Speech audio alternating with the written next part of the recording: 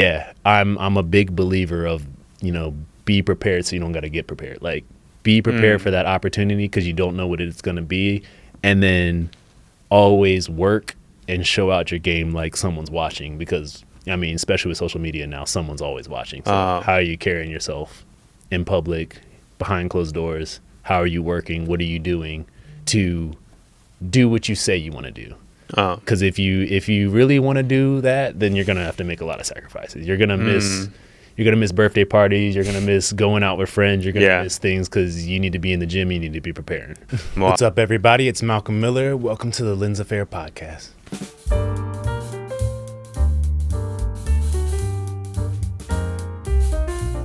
Welcome back, Lens Affair podcast. Today we're gonna have a very special guest, and we actually had one before, but something happened, right? Some technical difficulties. Yeah, so let's welcome Malcolm Miller again, the NBA champion. And yeah, because I know a lot of fans know you play for the Raptors before and win the championship with the team with Jeremy Lin, right? So let's talk about your basketball journey again. Okay, so I guess starting out in college, went to Holy Cross. Didn't make the tournament this year, but solid college, good basketball. I was able to work my way through that and get on some draft day type of workouts and everything. Went through a couple teams, ended up settling on the Celtics. Did not get drafted, but went straight to training camp with them and spent my first year in the G League with the Maine Red Claws. Now I think it's the Boston Red Claws or something like that. But yeah, spent my first season there in the G League. Great experience, still in the States, feeling good. Next I ended up going to Alba Berlin in Germany. Had a good season out there.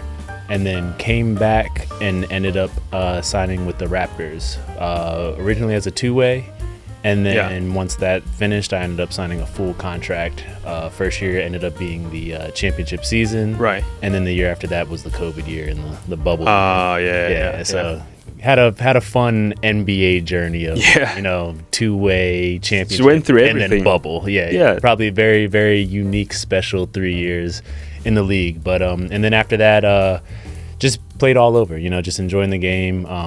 France, Italy, and Taiwan now, my third time. Yeah, because last time we talked about the NBA experience, because a lot of players, they just play in the playoffs or even only the regular season, right? But rare players can get into the finals. So what's the experience looks like? Like, what's the most thing you can share with the audience? Just the intensity of the playoffs and the finals. 82 games is a long NBA season, to play all that. But when it comes down to the finals, it's like the attention to detail, the intensity, the focus, and then just the atmosphere of the crowd, the pressure, everything is, everyone's at the long end of a long season fighting for one goal, and everyone's putting everything they have on the floor to get to that. So it's just it's an amazing experience, and it's amazing to be a part of, at all levels of it. Because I've been to the NBA arena just once, right? And it's regular season, and from that experience, I can tell the crowd is crazy, and the players, they can play very high level basketball game. But so I'm really curious about the NBA final rounds. What's the crazy level that people can imagine? We had some pretty crazy moments in the finals. Starting from, even the Orlando series was a tough series. They were playing well. Losing the first one at home, in the playoff run was crazy. And then going down 0-2 to the Bucks and then winning 4 straight. And then, of course, the Philly series with Kawhi's probably one of the bigger shots in NBA history. And that moment right there was the loudest, most hype moment I've ever been a part of on a basketball floor. And it was everybody was on their feet.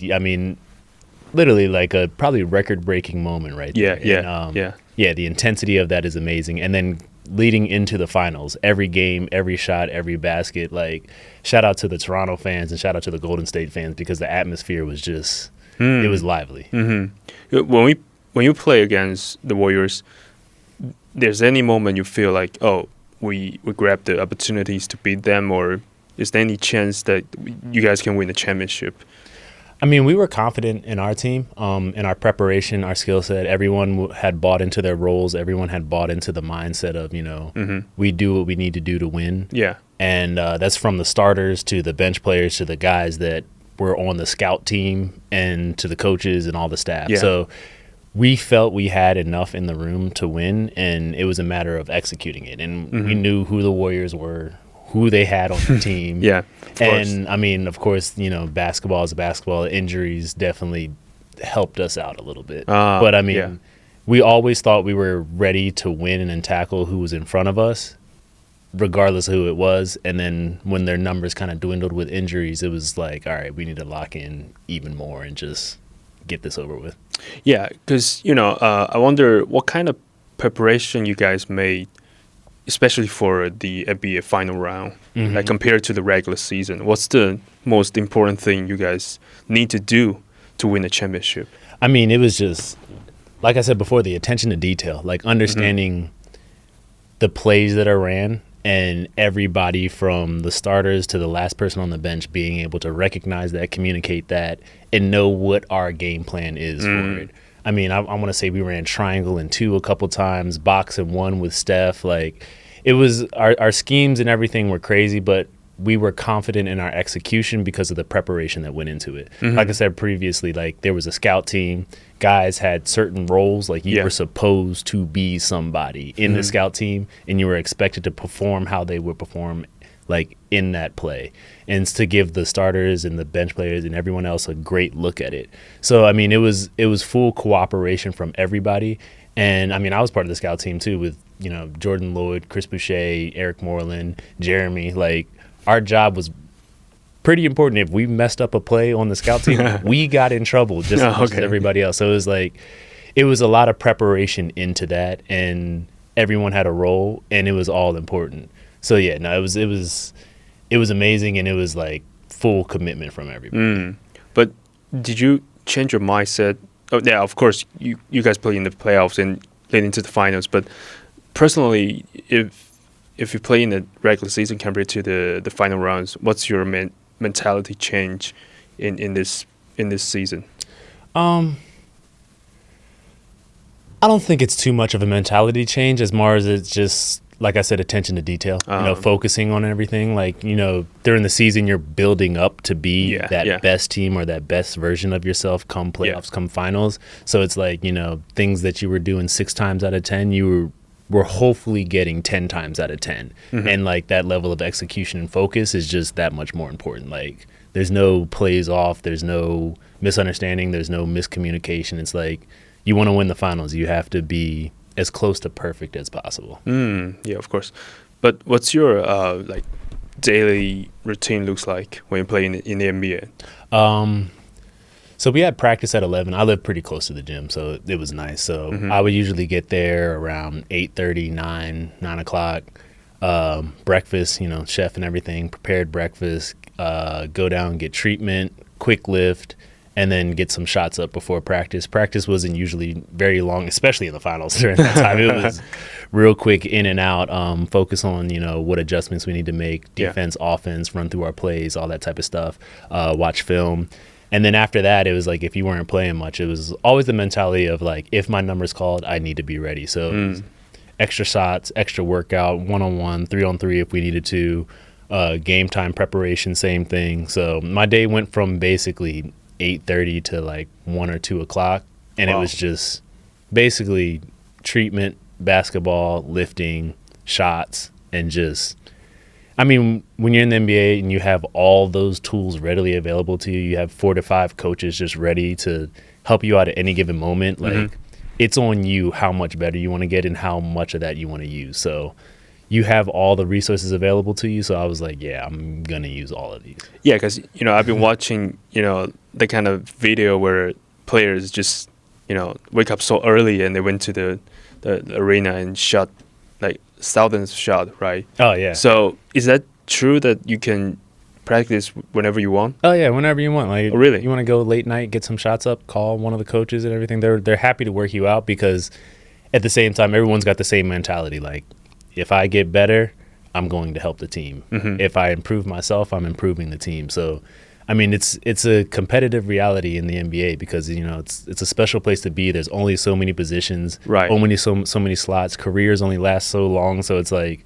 you got to make the most of your opportunity. And everyone there is trying to just raise their level up. And you want to stay there. And in order to stay there, you have to raise your level up. So, it's just a lot of work and a lot available to you. So it's up to you to be a professional and do it. So, because you've been to so many countries and play overseas, now in Taiwan. So, it's fair to say the NBA has the most like resource that you can use? Oh yeah, absolutely. Yeah, you know, being able to have 4 to 5 coaches anytime you need to like really get work in, nutritionists, massage, chefs, available gym, on the road, wherever, like resources, tools, supplies, all of that stuff. Like, yeah, it's definitely the best of the best. Well, what kind of like, what's the number one thing you think is really good for the players to improve themselves? What's the number one like resource we're talking about? I would say the amount of coaches. A lot of people like to say that there's a lot of coaches behind the bench, like assistant coaches, video guys, and everything. But those are just extra hands that are willing to help you achieve your goal.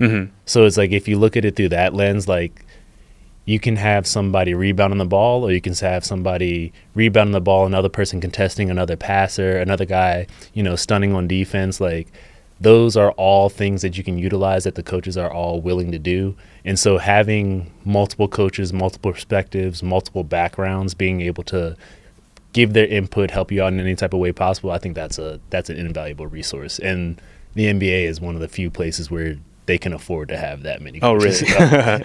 Did you find anywhere else except for the NBA you can also have that kind of like work, like practice environment? Yeah, I mean, you can definitely have that. Like, you know, we have some great coaches on the Leopards and everything. Yeah, and, you know, we can get work out. We get before practice. We have time after practice. We get shots up. We get our makes in and everything. When I was in Berlin, same thing. We had our own gym. It was great. But just the number of coaches, it's just like, yeah, you're not touching that anywhere else. It's another level. Yeah. But speaking of the like training, like personal training, but I knew there's a lot of personal trainer right now, like nowadays, like especially for recent years. But what's the main issue of those kind of personal trainer to help the players to improve? Because you have so many coaches already on the team. So what's the main thing they want to learn from that kind of thing? Well, I think there's a bit of a separation in understanding. Like the personal trainers you use, like when you go back home, is for your individual skill development, like adding things to your game. Right. A lot of the assistant coaches and things on the team will help your skill development in the sense of in the like organization of the offense and the system and stuff like that. And like it's the understanding, like the shots you're gonna get with them is more so the shots that you're gonna get in the game off of the system and stuff like that. So it's a little bit different. Like not every assistant coach and skill development person in the league is like direct like basketball trainer. I'm gonna get your handle right, like all that stuff. So I think that's a slight difference. But I mean, everyone's got their guy now. Like nowadays, there's so many trainers. I got a group, Zone 24, back home that I go to every time I'm home to like, you know, get my skills right, get my rhythm right, get everything good over the summer. And I think that's important nowadays. I mean, that's where it's trending, and you're seeing this skill level of basketball, especially in the NBA, increase. Like usually everyone had like kind of like one role. Like this is your shooter, this guy's coming off screens, this is your defender, 3-and-D guy. Now everyone's like 6'4" to 6'8" and can do everything. They can dribble, they can shoot the three. Yeah, but I wonder, because I want to go deeper, because you say this kind of personal training section is a little bit different from the training on the team, right? So how do you combine your personal skill and the system, like playing style together? When you're trying to hire somebody to help you with the personal skill? How do you manage all the skill together and eventually you can fit on the team properly?